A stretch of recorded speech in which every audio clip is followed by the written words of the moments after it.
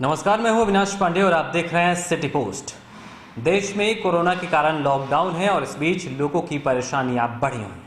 हालांकि सीएम नीतीश कुमार ने एनडीए के विधायकों के साथ वीडियो कॉन्फ्रेंसिंग के जरिए बातचीत की थी और उनकी समस्याएं भी सुनी थी और विधायकों ने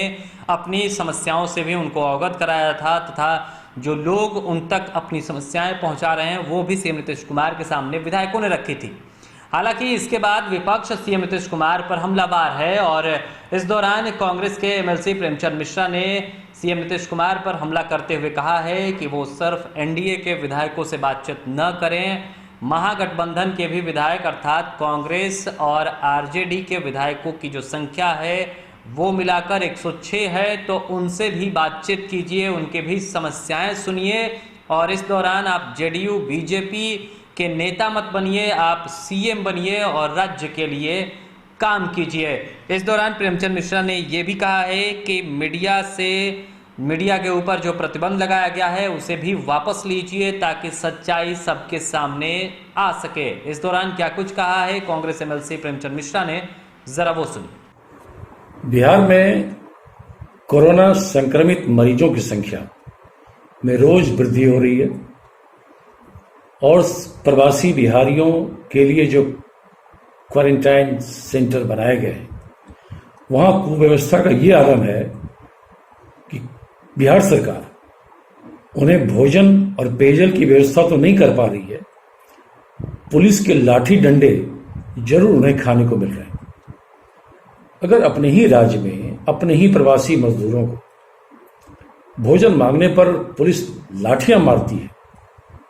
बांका के समूहगंज में हाथ तोड़ दिया पुलिस के डंडे ने, और मुख्यमंत्री जी लंबे लंबे दावे करते हैं, अपने अधिकारियों से रोज वो वीडियो कॉन्फ्रेंसिंग करते हैं, पहले अपने मंत्रियों से भी किया, कल उन्होंने अपने भाजपा के विधायकों से भी किया, इससे पहले जेडीयू के विधायकों से किया, जेडीयू के नेताओं से फीडबैक लिया। कांग्रेस का सवाल है कि मुख्यमंत्री जी आप राजधर्म का पालन करिए, आप सिर्फ अपने अधीनस्थ जो आपके विश्वसनीय अधिकारी हैं आप उनसे फीडबैक ले रहे हैं, आप अपने पार्टी के विधायकों से फीडबैक ले रहे हैं, आप अपने सहयोगी भाजपा के भी विधायकों से फीडबैक ले रहे हैं, लेकिन कांग्रेस और आरजेडी के विधायकों की संख्या 106 है बिहार विधानसभा में, आप इनसे फीडबैक नहीं ले रहे। आपके और भाजपा के विधायकों की संख्या 122 है तो कांग्रेस और आरजेडी की विधायकों की संख्या 106। ये एक बड़ी संख्या है लोकतंत्र में, लेकिन आपने अभी तक ये मुनासिब नहीं समझा कि हम कांग्रेस और आरजेडी के विधायकों से उनकी राय जानें, उनकी सहभागिता को समझने का प्रयास करें, और यही वजह है कि आपको सच्चाई सामने नहीं आ पा रही। पूरे राज्य में कुव्यवस्था है प्रवासियों को लाने को लेकर, प्रवासियों को लाने के बाद की स्थिति को लेकर, लेकिन आप प्रसन्न हैं, आप कह रहे हैं बड़ी अच्छी व्यवस्था है। मेरा सीधा आरोप है आप राजधर्म का पालन तो बिल्कुल ही नहीं कर रहे हैं, आप राजनीति कर रहे हैं, आप मुख्यमंत्री के तौर पे काम नहीं कर रहे हैं, आप एनडीए के नेता के तौर पे काम कर रहे हैं, आप जेडीयू के नेता के तौर पे काम कर रहे हैं। अगर आप मुख्यमंत्री के रूप में काम करते होते तो आप विपक्ष के विधायकों से भी राय लिए होते और आपको स्थिति भिन्न नजर आती। जो गड़बड़ियां हो रही हैं क्वारंटाइन सेंटर पर खाने पीने को लेकर,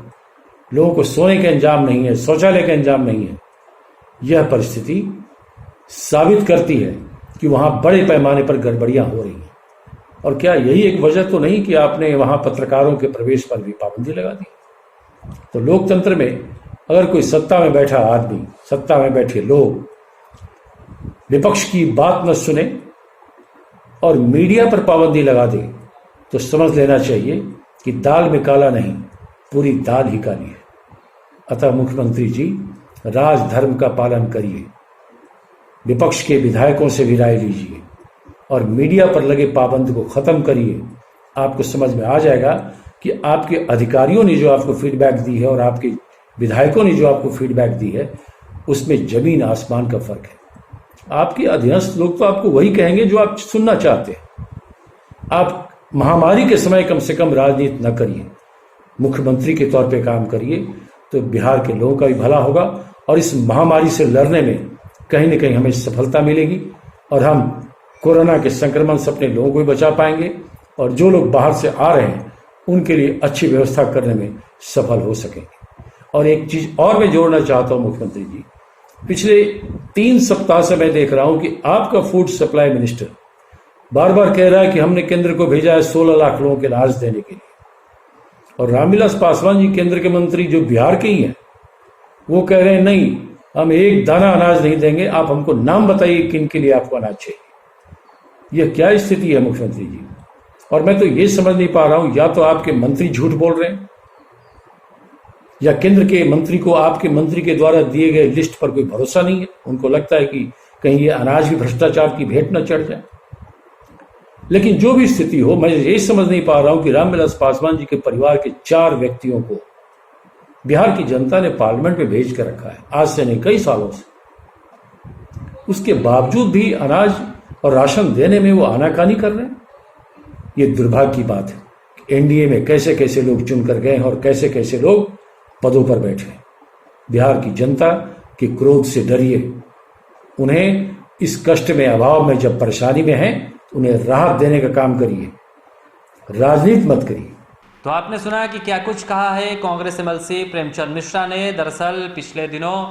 सीएम नीतीश कुमार ने एनडीए के विधायकों के साथ वीडियो कॉन्फ्रेंसिंग के जरिए बातचीत की थी और सबने अपनी समस्याएं भी सुनाई थी, सबने अपनी बातें कही थी। और इस दौरान अब प्रेमचंद मिश्रा ने ये मांग की है कि सिर्फ आप जेडीयू, बीजेपी और एलजेपी के नेता बनकर मत रहिए, आप सीएम बनकर रहिए, बिहार के लिए काम कीजिए और विपक्षी दलों के विधायकों से भी बातचीत कीजिए क्योंकि उनकी भी संख्या 106 है। तो इस खबर में फिलहाल इतना ही। अगर आपको ये खबर अच्छी लगती है तो इसे अपने दोस्तों के साथ खूब शेयर करें, हमारे यूट्यूब चैनल को सब्सक्राइब करें, बेल आइकन भी दबाएं ताकि नोटिफिकेशन सबसे पहले आप तक पहुंचे। नमस्कार।